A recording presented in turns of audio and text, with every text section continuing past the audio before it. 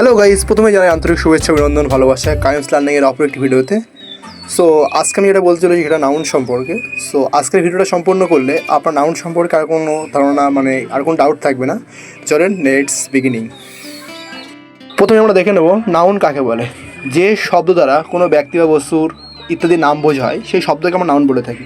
তো আপনারা বুঝতে পারছেন যে শব্দ দ্বারা নাম বোঝানো হয় সেই শব্দকে আমরা নাউন বলি সাধারণত। সো নাউনকে দুই ভাগে ভাগ করা হয়, চলুন আমরা ভাগগুলো দেখে নেই। সো প্রথমে হলো কাউন্টেবল নাউন আর তারপরে আনকাউন্টেবল নাউন। কাউন্টেবল নাউন মানে হলো যেটা আপনি গুনতে পারবেন বা কাউন্ট করতে পারবেন, আর আনকাউন্টেবল নাউন হলো যেটা আপনি গুনতে পারবেন না। সো আপনারা বুঝতে পারছেন যে এক্সাম্পল কী হবে। সো কাউন্টেবল নাউনকে আরও তিন ভাগে ভাগ করা হয়, চলেন আমরা কাউন্টেবল নাউনের তিনটে ভাগ দেখি।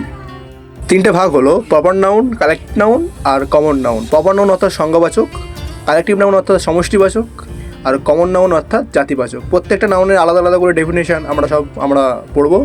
সো প্রথমে আমরা প্রপার নাউন সম্পর্কে বিস্তারিত জানব। চলেন প্রপার নাউন সম্পর্কে আমরা বিস্তারিত জানি।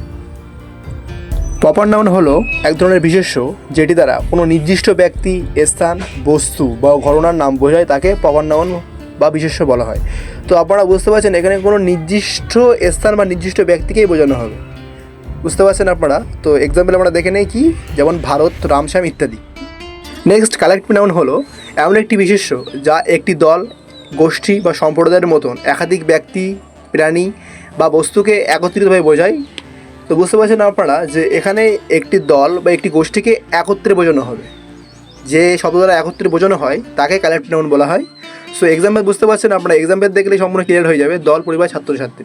তো নেক্সট কী আছে দেখি। এটি কমন নাউন। কমন নাউন হলো এমন একটি বিশেষ্য যা কোনো নির্দিষ্ট ব্যক্তি বা স্থান বা জিনিসের পরিবর্তে একটি সাধারণ জাতি বা শ্রেণীর নাম বোঝায়। আপনারা বুঝতে পারছেন যে প্রপার নাউনের উল্টোটা। সো এখানে কোনো নির্দিষ্ট নাই, একটা সাধারণ কোনো জাতি বা শ্রেণীকেই বোঝানো হবে। এক্সাম্পল কী আছে আমরা দেখে নেই। বই, শহর, নদী, গ্রাম। সো ইতিমধ্যে আমরা কাউন্টেবল নাউন সম্পর্কে ধারণা পেয়ে গেছি। এবারে আমরা আনকাউন্টেবল নাউন সম্পর্কে ধারণা অর্জন করব। সো প্রথমে দেখতে পাচ্ছেন যে আনকাউন্টেবল নাউন দুই প্রকার হয়ে থাকে। এক হলো ম্যাটেরিয়াল নাউন, দুই হলো অ্যাবস্ট্রাক্ট নাউন। অর্থাৎ ম্যাটেরিয়াল অর্থাৎ বস্তুবাচক, অ্যাবস্ট্রাক্ট অর্থাৎ গুণবাচক।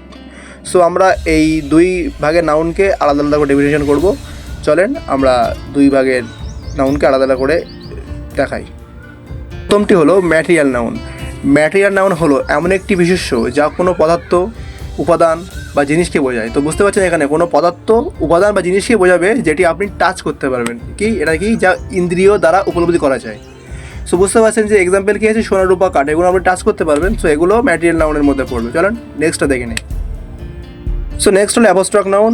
এই নাউন দ্বারা কোনো গুণ, ধারণা, অবস্থা বা কাজের নাম প্রকাশ করা হয়, কিন্তু যা আপনি চোখে দেখতে পারবেন না বা টাচ করতে পারবেন না, তাকে অ্যাবস্ট্রাক্ট নাউন বলে। তা আপনি বুঝতে পারছেন যে এটি আপনি প্রকাশ করতে পারবেন কিন্তু চোখে দেখতে বা টাচ করতে পারবেন না। সো বুঝতে পারছেন যে, আর এক্সাম্পল দেখলে ক্লিয়ার হয়ে যাবে। এক্সাম্পল হলো সাহস, সুন্দর, জ্ঞান। তো আপনি ফিল করেন এগুলো আপনি টাচ করতে পারবেন না। সো ইতিমধ্যে আমরা ভিডিও শেষ করে ফেলেছি।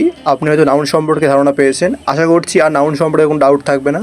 সো দেখা হচ্ছে পরবর্তী কোনো ভিডিওতে। ততক্ষণ মধ্যে সুস্থ থাকবেন আর লাইক করে সাবস্ক্রাইব করতে ভুলবেন না।